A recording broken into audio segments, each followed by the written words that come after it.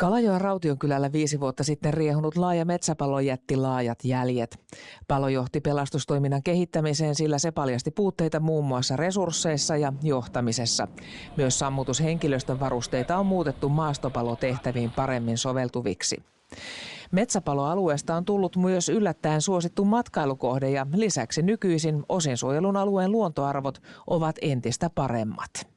Tämä oli normaalia talousmetsää ja aika voimakkaasti käsitelty, että suot oli kaikki ohitettu ja voimakkaasti ja muuten. Ja metsäpalo tuotti tänne kuollutta puuta ja palolajistolle tärkeää hiiltynyttä puuta, niin luontoarvot kyllä lisääntyi erittäin paljon tämän metsäpalon seurauksena. Sen jälkeen sitten rakennettiin tämmöinen gravel-pyöräilyyn pääasiassa tarkoitettu reitistö.